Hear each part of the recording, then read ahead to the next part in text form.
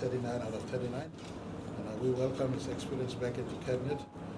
I want to offer counsel to the country that allow politics to remain in the yards of politicians. The country must leave for work and do what you have to do instead of engage in so much commentaries and so much engagements that will do nothing to prosper the country except holding back and spinning negativities. The Honorable Rainbo Paita is the leader of our party. I want to congratulate the group of leaders who form into what is now our party. They bring to the table and to the coalition government membership up to 14. 14 is a substantial block in the context of numbers. You ask me why we need numbers this late or mid into our term of parliament. Today, for instance, this year, for instance, is no ordinary year. We are in our 50th anniversary. This government is running into our 6th year in office. We took leadership by storm in 2019. The Honorable Paita was amongst myself, the Honorable John Rosso, the Honorable Henry Leonardisi, and the few of us who are present today. We decided to change the course of this country in 2019, especially on substantial matters dealing with economic benefits and national entitlements in respect to resources that is harvested in our country. This work is ongoing.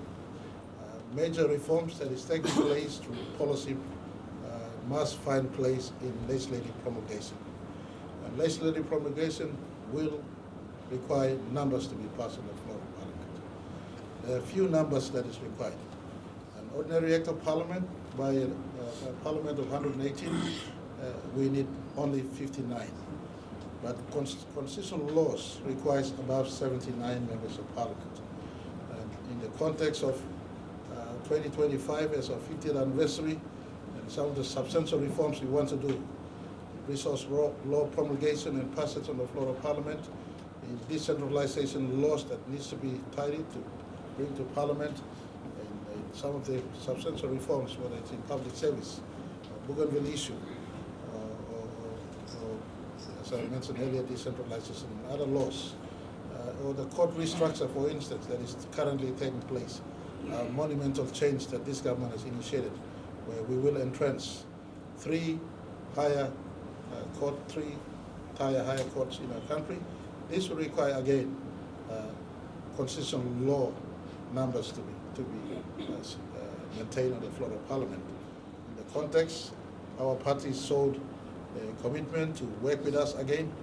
When they rejoined Parliament in November, they weren't hesitant in holding back their numbers. They deployed their numbers to assist government pass key constitutional laws. A measure of loyalty is not seen on everyday conversations in Facebook and in media and engagements, but it's really seen on the transaction of numbers voting with government in the floor of Parliament. And the latest, when Parliament said, we saw our party fulfilling their oath of allegiance to our coalition, deploying their numbers full strength to the vote with few constitutional laws that took place. In this regard, there was only one cabinet portfolio that was open, available at this point in time, and one parliamentary secretary or vice minister that was available at this time. And both have been there before. I have offered the two positions that was vacant to the party to decide on which two leaders become a vice minister and a minister. Earlier today, the party did transmit information to me that the party leader, and of course Honorable Solen Loifa, will be appointed, and I was pleased to sign the instruments and hence the appointment of these two leaders into the office of vice minister and minister responsible. They will both be vice minister and minister assisting the office of prime minister. In the meantime, next 2 weeks, I will sit with all ministers and all department heads going through expectations of the country. We have issued KRS to all ministers. We expect performance. We issued key performance indicators to all department heads. We expect performance. We're not here passing time to win government. My government, the Marape government, the Pangu government is 6 years old. We expect delivery on outcomes our people expected. And so we will, myself and DPM, will assemble a team from central government, especially constituted of Treasury, Planning and Finance. We'll sit in with myself and DPM, and for the next 2 to 3 weeks, after tomorrow's cabinet, I will charge all ministers on the expectations on them and the requirement of presenting to myself and DPM the outputs that we have delivered thus far the last 6 years. Then after that assessment, I will then restructure government to take us through the half of this term so that we deliver on what is expected of our people, and that is better service delivery as our people expect. So it is with this regard that I welcome the Minister and the Vice Minister. They will be known in the meantime as Minister assisting the Prime Minister and Vice Minister assisting the Prime Minister in matters that I will charge on them tomorrow as we convene before Cabinet. Specific allocation of special project works will be conferred to both of them so that they are on deck delivering on certain expectations of government that I feel we have been lagging behind for some time. That's all from me. Thank you very much. Congratulations, leader of our party. Welcome back to the ranks. And Vice Minister, welcome back to the ranks. I had a fair consultation with the Pangu Party senior leadership and Pangu Party members. I want to say thank you to the greater members of Pangu Party who gave their unanimous support to this appointment. And of course, our members of our party are not new to us. They've been part and parcel of us. And their constitutional rights were discharged, and they decided to have a play in the opening up of the 18 months grace period. Now they decide to forego this place, especially this year, 50th anniversary year. Time is flying. We cannot afford to be playing around. Our country needs concentration of work. And at the time when our nation is focused towards 50th anniversary celebration, I want to thank the leadership of our party, leaving self, leaving ambitions, leaving personal interest, but coming back to ensure they bring the issues they have close to their heart that cause them to leave, bring back into mainstream government and contribute from inside than from outside.